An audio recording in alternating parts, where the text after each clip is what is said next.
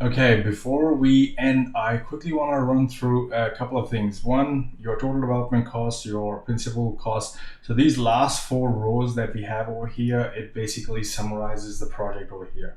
So what we are trying to do is collate all the data, all the costs that we've incurred, interest costs, all those things into this section and see where, are we making a profit? And it looks like that we are.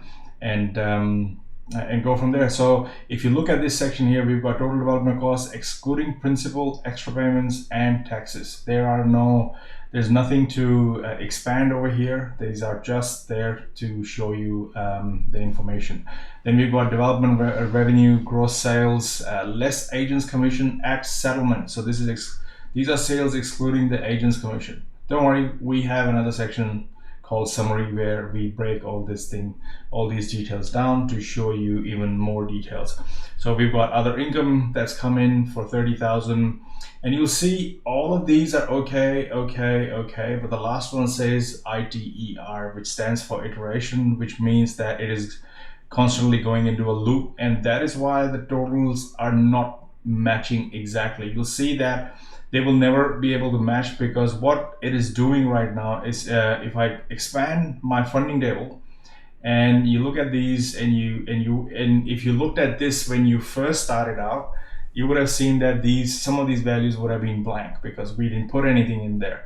But what is happening is that we've got our loan application fee for the land, we've got a land refinance, whatever that we've got, and we've got our construction loan that gets calculated below the funding table, but then we pick up that interest and add it over here because we need to be able to get our interest costs allocated in the project as part of the total development cost. Now, it does not have mezzanine and costs from the developer's equity. The reason is that we don't really need to add that here. It is for us to see the bottom line, but the bank would not use the interest over there for our to calculate the total development costs. So that is why I haven't included them in there. So this will go in a loop 50 times. So what's happening here? We've got our construction finance and our total construction interest cost of 198.50.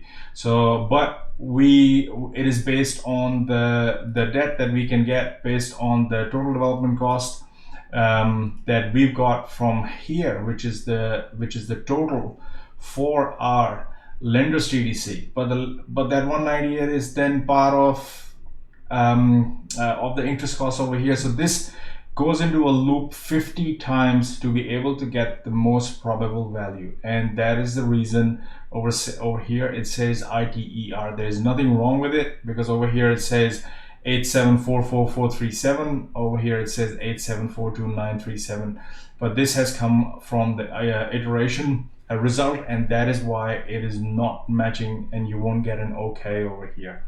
So you have to remember that. If I was to change this option and select total project development cost or some of the other options, you'll see that this will then change because I've gone with the manual option and so on.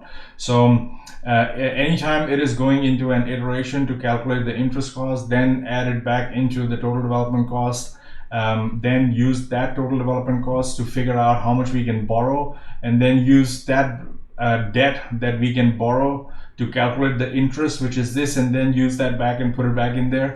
I think I've managed to get my point across. So this is an important aspect to understand. So right now, it shows that the project makes a profit of 8.742 million, and because this has GST, so the GST is already taken into account.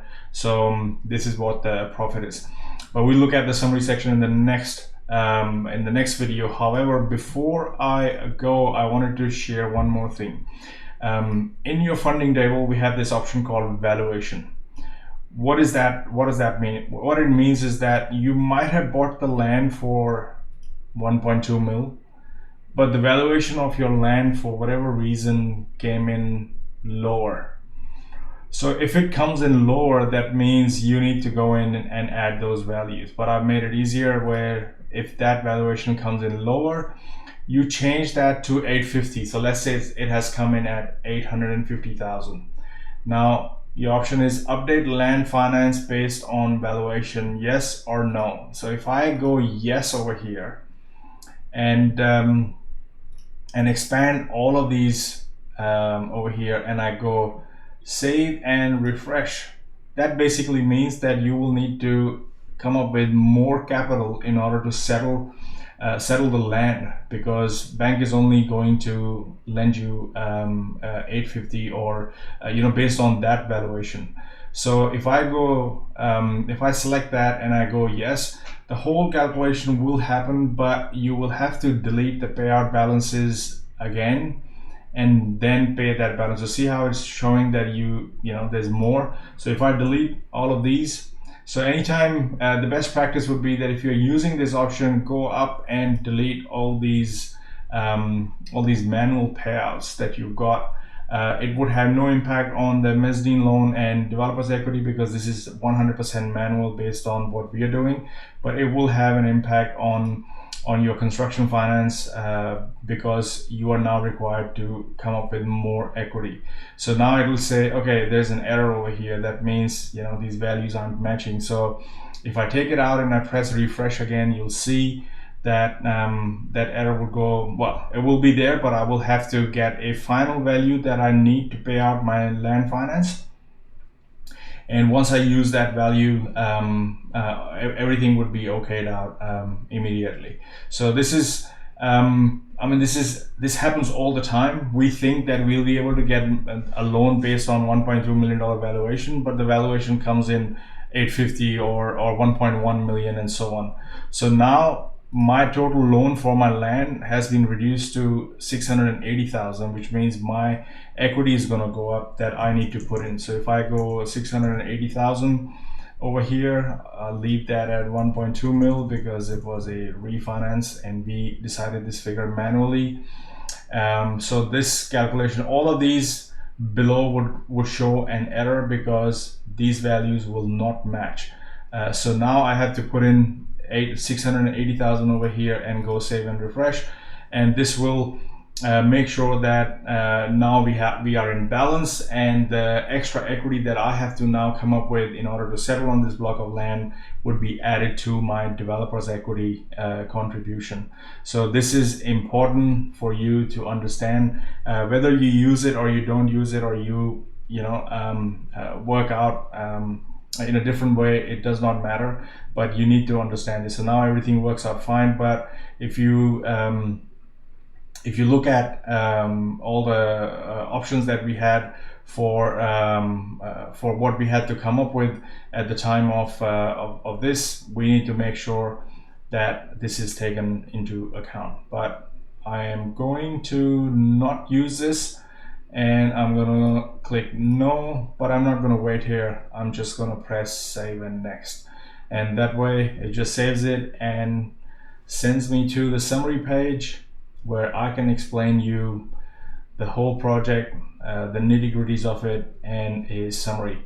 And the summary page is a nice and colorful page, looks like Skittles, but that wasn't my intention. All I wanted to do was visually make it relate to every section in this feasibility. So development revenue was green, development costs were blue, gross profit, earnings before interest, taxes, and amortization is grayed out. All these little bits and pieces that we're doing in between. We've got our finance and interest costs in orange. We got our GST calculations, if it is applicable to you. We got our total debt, project returns, all these things. So we'll come back to this video, to this section in the next video.